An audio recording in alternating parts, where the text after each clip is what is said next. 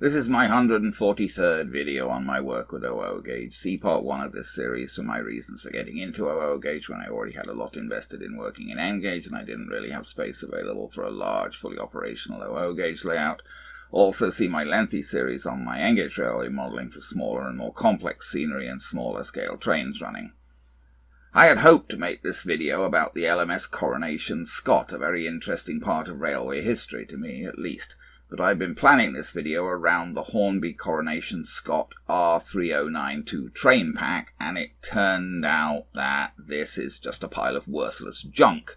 So this video is just going to be a fairly short one about what a worthless pile of junk the Hornby Streamlined Coronation class is, at least in the version included in this train pack. Since this train pack seems to me to be a completely and utterly worthless piece of junk on which I have totally wasted my money, I don't see any point trying to go into the features in detail or into the railway history involved. I'm afraid that I'm just going to rant about my frustration at wasting my money and time on another Hornby derailing lemon. Here's the train pack I'm talking about, R3092, with a streamlined Coronation class locomotive and 3 coaches, all in the special silver-lined blue Coronation Scot livery. Definitely something I'd very much want to have if it actually worked, which it doesn't at all. This is another of those stupid limited edition things from Hornby. The more limited the better in the case of this rubbish. The documentation included didn't even seem to be for the right class. This is the sheet printed for the Princess Royal class, whereas the loco in this pack is a Coronation class, which is not the same thing at all, although Hornby's chassis may be somewhat similar. Still, I have 2 Hornby Princess Royal class models, an old one and a very recent one, and both of those actually run quite well, unlike the loco in this pack, which doesn't run at all. 2 detail packs, I suppose you could call them, were included, one with detail parts such as brake rigging and one with an alternate front bogie. There was absolutely nothing in any of the documentation to explain why an alternative front bogie was provided. The alternative wheels in the detail pack are clearly to replace the rear pony truck wheels fitted to the model, which have no flanges as they come. This model uses Bachmann's moronic way of coupling the loco and tender together with a plastic pin on the tender inserted into a hole in the drawbar from the loco and wires from the loco plugged into the tender. I've bought a good many Hornby models, but this is the first one I bought that uses this stupid way of connecting loco and tender. Not that that's a major problem, compared to other problems.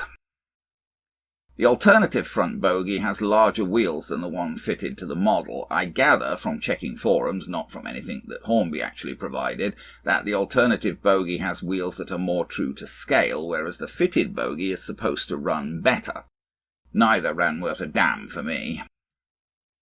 I got the model into a servicing cradle to hook the loco and tender together, as this is quite tricky. I wasn't very clear which way the plug was supposed to go in. The instructions said to couple the loco and tender first and then to insert the plug. However, I absolutely could not get the plug in like that, so I did it the other way round, inserting the plug first so that I could hold the tender at a convenient angle to insert the plug, and then coupling the tender and loco afterwards. I carried the model up to my Hornby layout in the servicing cradle and railed it with the aid of a railer. It's a large model and doesn't really fit into either the servicing cradle or onto the railer. Nevertheless, I managed to get all of its wheels railed properly. Fat lot of good that it did me. It proved absolutely impossible to get the model to run on the 3rd radius loop without constantly derailing. The front bogie would always come off the rails, and then shortly after that, the whole loco would derail. I did change out the fitted front bogie for the alternative one in desperate hopes that this might work better, but it was actually worse, derailing more quickly and more catastrophically. So I can only conclude that this model is worthless garbage and I'm never going to be able to run it at all. Well, sadly it looks as if this engine is just another Hornby lemon.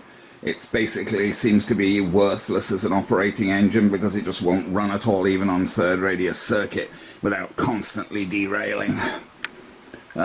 Basically no use at all so far as I can see. It just, that front bogie, it's on the rails now, but that front bogie just comes off the track all the time, and once that comes off, then very shortly after the whole engine comes off.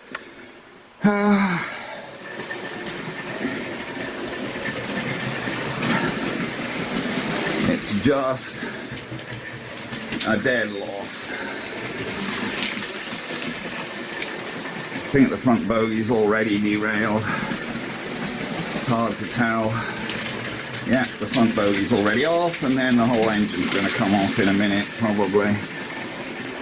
I can't get it to run at all. I've done everything I can with it, but I could try the alternate bogey, I suppose, but yeah, there you go. Dead loss. A worthless piece of junk. Another Hornby worthless lemon. Well, I put the other bogey on, but if anything, it's even worse with that bogey. It derails even quicker and more disastrously. So I guess it's just, I might as well throw it in the garbage. It's just a completely worthless piece of junk.